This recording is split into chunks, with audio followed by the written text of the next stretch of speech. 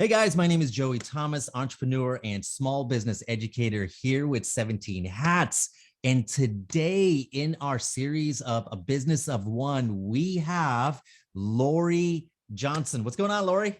Hi, Joey. How are you? I am good. I'm good. So I am especially excited about this video because it's a subject that may not be very sexy, but it is one of the most important areas of any business, and we have to dig into it. And I'm talking about finances. So that's why, Laurie, you're here today, and hopefully you can shed some insight to help all of us businesses in our finances. So, Laurie, tell us a little bit about yourself. I think it's so funny that people think that finances isn't. I think money is sexy. Making money is. It is. You're right. Hi, I'm Laurie Johnson. I am a business and tax strategist. I help small business owners pay less in taxes and make more profit in their business in less time and with less effort. So you said all of the stuff, Laurie. That is everything we need to know. I think we can end this right here. Everybody call Laurie. I'll put a link at the bottom of this video and we're done. All right. So I love that. I love less taxes, less time, less effort. Gosh, it's perfect.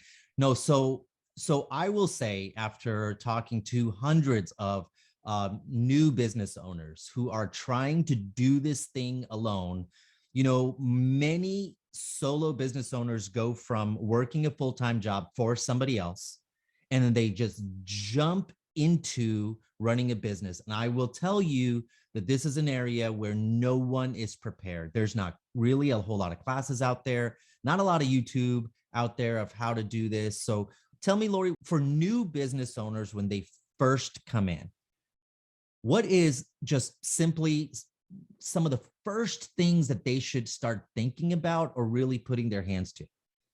So when new business owners start their business, they do it because they're doing something that they love or something that they're passionate about. And they're really focusing on doing that and trying to make money. And what they don't focus on is learning what they need to understand to be a serious business owner. And so I call them hobby habits.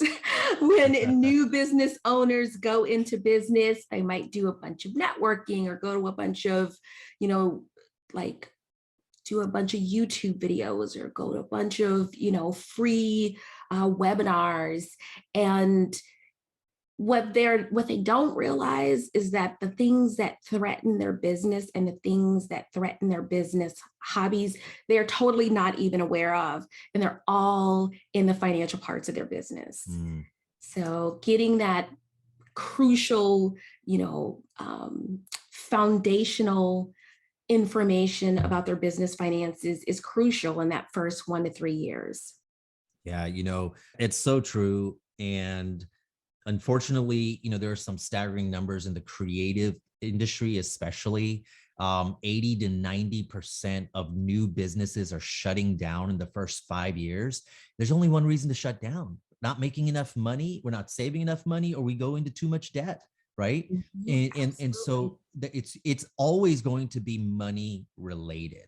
Okay. So tell me this before we move on. I'd love to know a little bit about what you do. How long have you been in finances, Laurie? So I've been in the tax industry for 27 years. I started when I was 6. Yeah. I would say that was way before I was even born. Wow.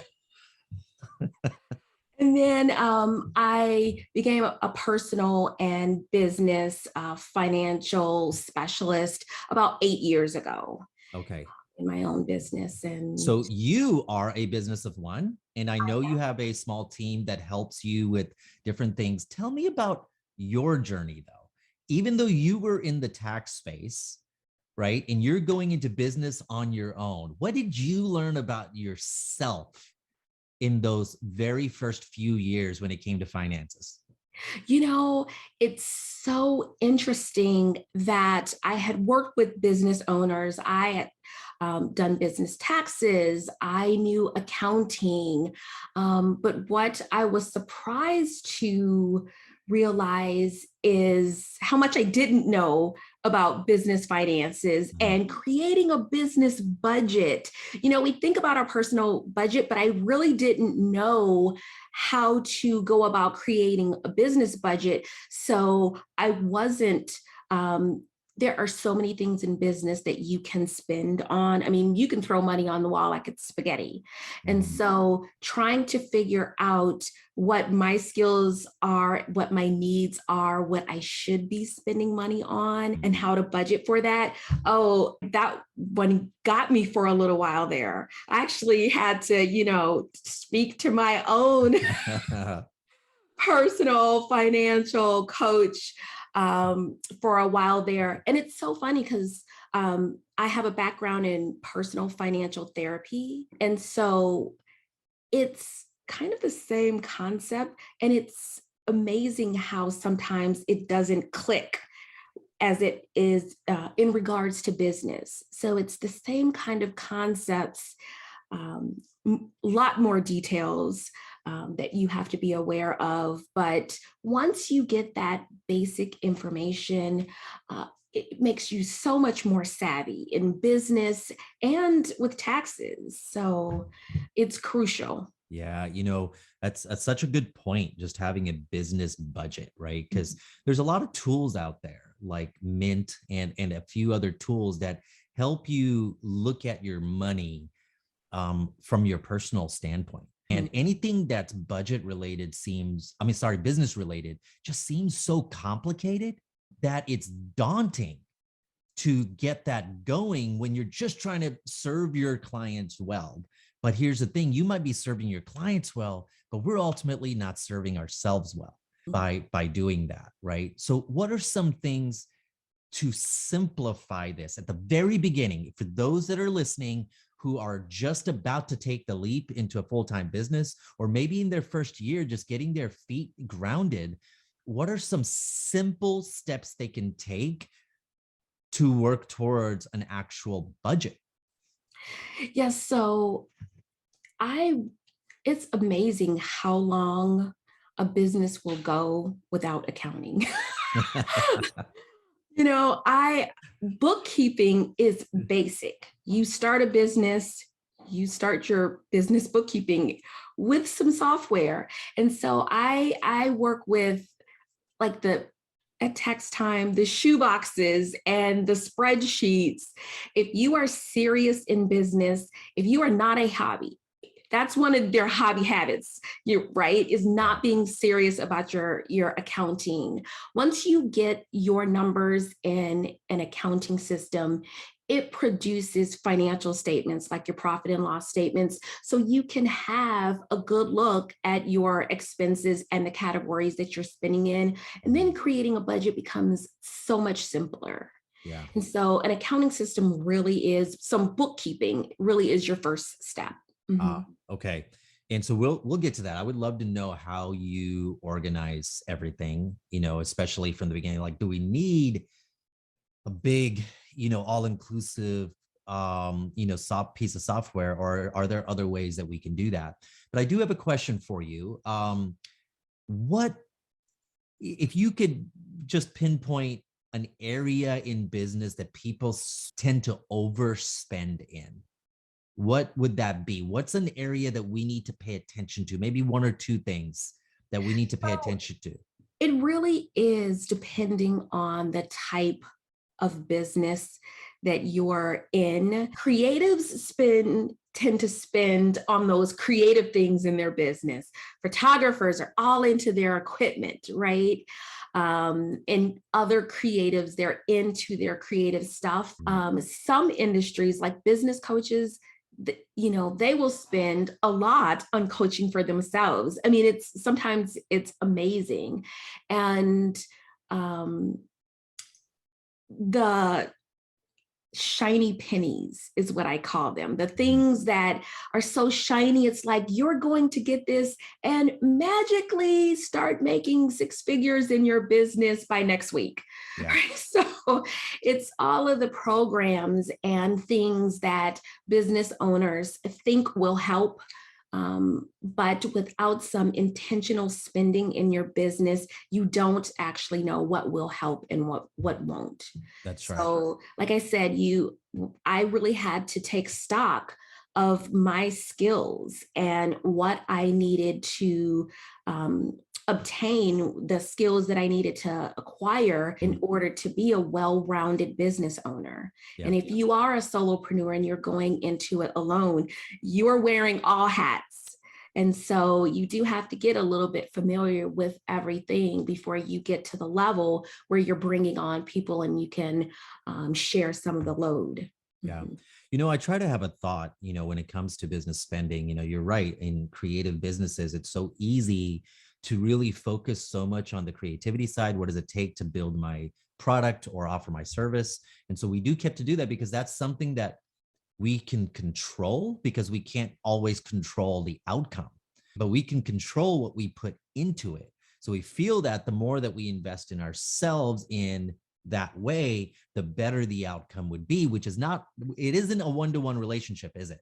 No, not at all. So it's important to know, at least for me, that if I am purchasing something that's of some bigger value, how does that translate directly or as part of a system to make me money? Because I shouldn't just accumulate things that are of value and are not making me money, right? And it's one of the things that I have to be really aware of, at least for myself, because I do like nice things, you know. All do. Right. Right. Yes. Yeah. And I will say that I think that many people think that a budget restricts you. A budget actually gives you permission.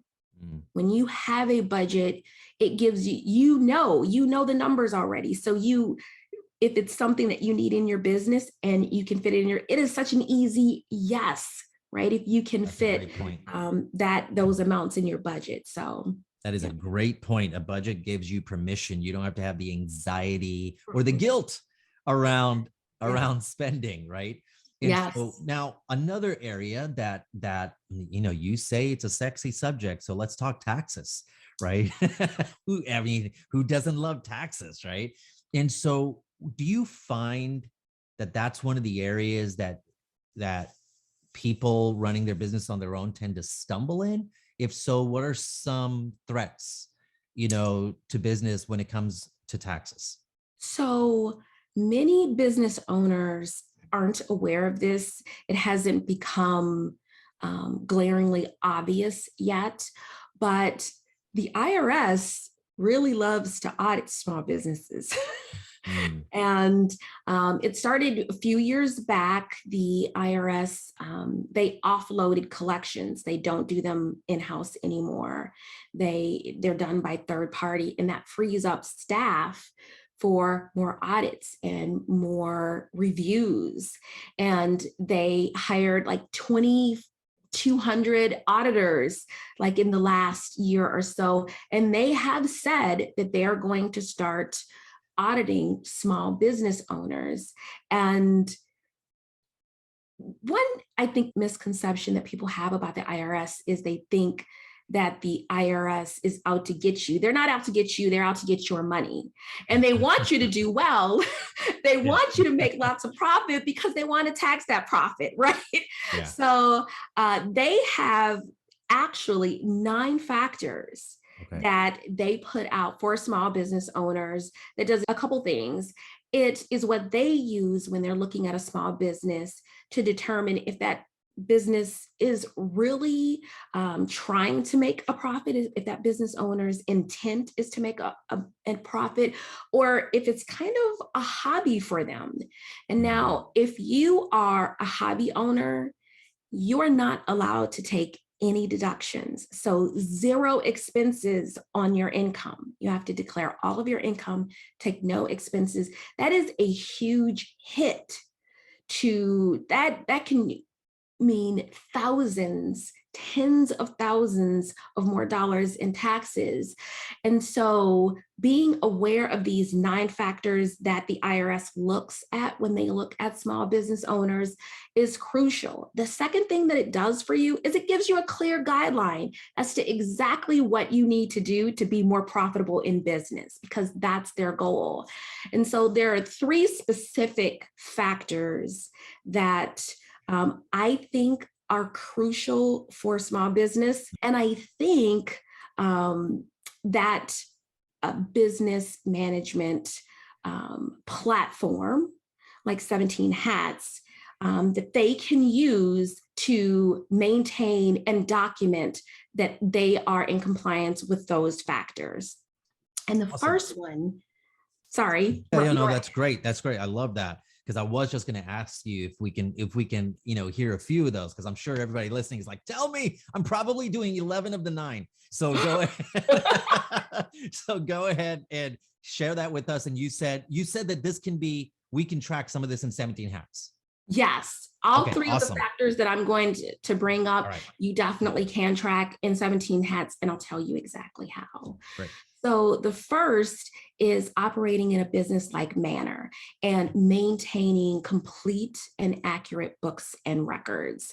And so that means that not only are you in business and acting in business like you're a professional, it also means that you're doing things like, instead of having a stack of business cards, that you have a CRM. You have some place where you have your contacts in a manner that you can easily find a client or a lead, and that your information is organized, and that you can keep track of your prospects, right?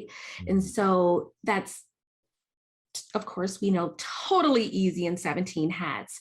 I love the client card for 17 Hats. You can go there, you can see all of their information. You can keep notes on your leads. When I'm having a conversation, the first thing I'm doing is popping open 17 Hats so I can take all the notes I need on a prospect or a lead and get the information that I need to follow up with them and nurture them. Then also your books and records.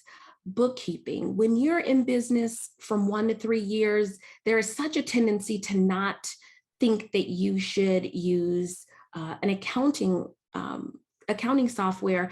And I can see how, a complex accounting software like one of the advanced QuickBooks might not be what you're ready for so early in business. I was telling you before we started that I run 2 businesses, and I run my bookkeeping for both of those businesses in 17 Hats.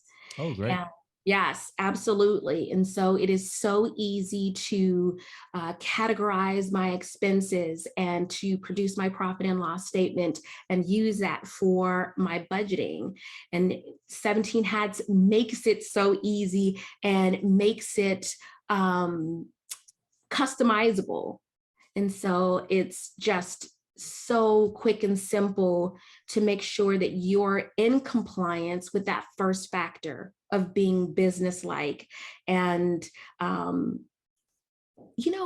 another part of working in a business-like manner is making sure that you are keeping track of your documents. And so the fact that it's all stored in one place and it's stored by the clients in 17 Hats, and that you guys have the combined the quote with the contract with the invoices, like all in one document that can be sent out, that is fabulous.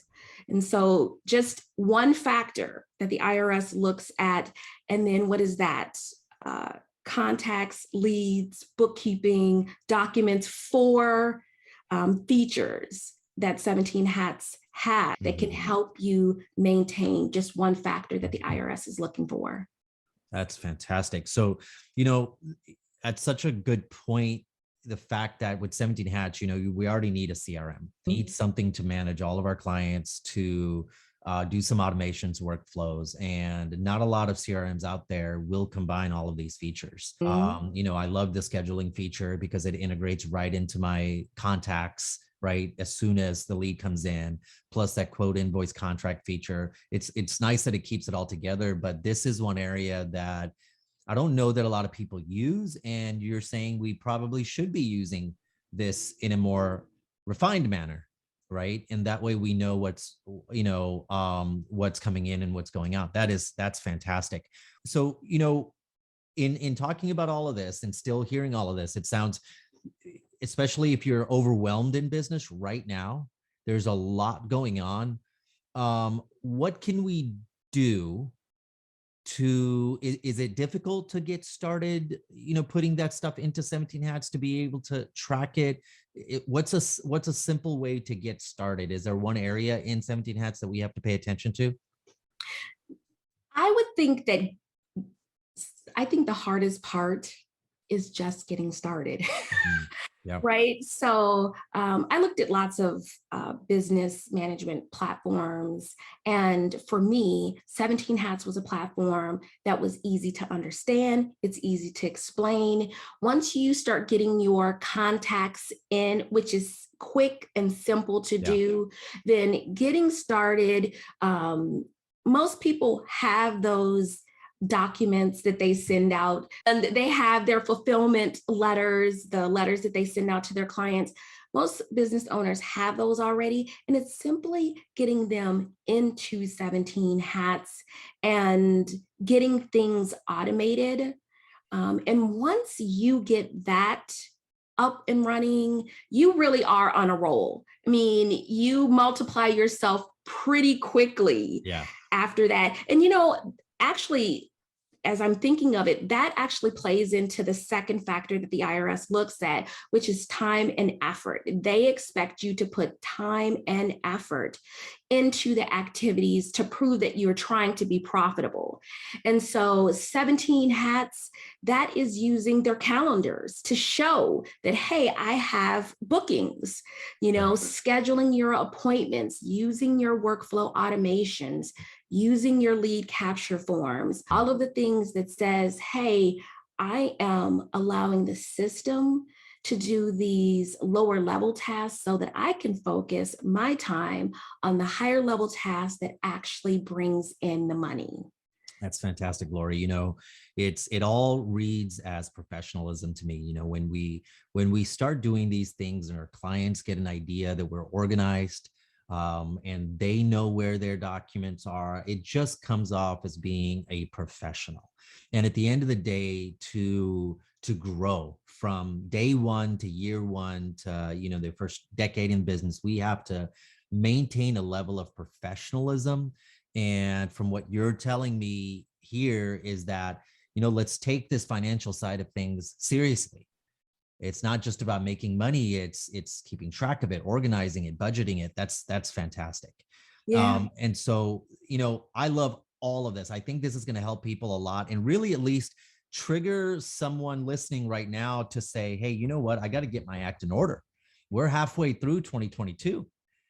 Right. And this is a good time to start. If you're thinking about starting the next year, even off, right, just to start looking into those, you know, pieces of software and to start just setting things up on the back end.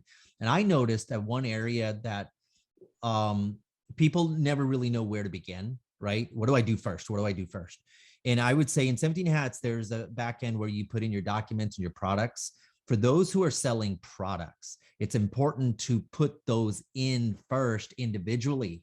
And so that when you create that quote or that invoice, it can track how much of that product that you are selling. And it's showing how many times you've performed a particular service. And you got to put all of those things on the back end. Because I know I've seen people use 17 Hats and they'll just right there, they'll create a quote, but then fill everything in manually, just like a one-off. And that's fine. You can track the numbers coming in, but it's not even giving you the type of reporting that you want in the end. So I would say start by going and inputting some of the services and some of the products that you offer. Would you agree with that? Would that be a simple place to begin? I will have to say that that was one of the areas where it wasn't one of the things that I did right away. And I totally agree with you. It was one of the things that I should have done right away, because once you do that, it's like that's when you're cooking with oil, right? Yeah. It really does make a difference to make sure that your workflow automation can work from start to finish and cover like a whole variety of tasks. So I totally agree with you on that. And, I also agree when you were talking about it making you seem more professional. And I think it's funny that you said that, because actually that's the third factor, is whether you have personal motives for carrying on your activity and the amounts of personal pleasure and the things that show that you're being a professional. And so you are right on the head when you're saying 17 hats does show that you are being professional, and that is your intent. And I will say that once I started in 17 hats, I remember I was rained upon with comments about, oh my goodness, that seems so professional, or you got that out to me so quickly. And I'm like, she doesn't even know that I didn't send any of that out. I was like asleep when that got sent out, right? Yeah. And so 17 Hats is just such a wonderful, powerful platform. My background's in psychology, and one of the things that I noticed very quickly when we get people started on a platform or just accounting software or something simple is, man, it changes your confidence. It changes your confidence when, like you said, while we're sleeping, it goes out. We wake up in the morning, we're like, all of this stuff is happening without me, and I'm not dropping the ball everywhere, and confidence is really what you need for momentum. Without confidence, there really isn't momentum, because we hold ourselves back. And it all ties in to just, we don't have to be great at everything. Let other things that are supposed to be, doing those things for us be great for us, right? And so, and this goes a long way with that. So thank you so much, Laurie. That was such a plethora of just, gold, right? And I love it. And so let me ask you this. I know numbers are fun for you, right? Otherwise, you wouldn't be in this thing for nearly 3 decades, since you were 6, right? And so outside of numbers, if someone ran into you somewhere else and you were not working, what would they find you doing for fun? They would find me doing urban line dancing. For real? Nice. They would find me in some park somewhere with a group of people, like just, flapping my fan. Oh, that is awesome. So urban line dancing, is that, so flapping a fan, I've seen at weddings, like weddings, people from Louisiana, and they were kind of doing, it's beautiful, the colors and all of the drama, right, with that. So you love that. Is that what you're talking about? Absolutely. Nice. Yeah. Yep. All right, that's fantastic. So good. We got to see some behind the scenes, Laurie. Okay. So check out her social media. Where can people find you on social media, by the way? I am Revision Financial Solutions on Facebook. I'm Laurie V. Johnson on LinkedIn. Fantastic. And if Laurie would put some pictures and videos of her line dancing, you can still do numbers and have fun, right? Okay, I'm going to have to be brave for that one. There you go. All right. Well, thank you again, Laurie. And guys, if you're watching and this is your first time watching one of our videos, go ahead and subscribe to the 17 Hats channel right now and click like, because we're going to have a lot more videos just like this from solo business owners like yourself. And so hopefully this was helpful. And Laurie, you were wonderful. Thank you again for showing up and just really putting out all of that fantastic information. I know that people are going to love it. Thank you. Thank you, Joey. All right. Till next time, guys.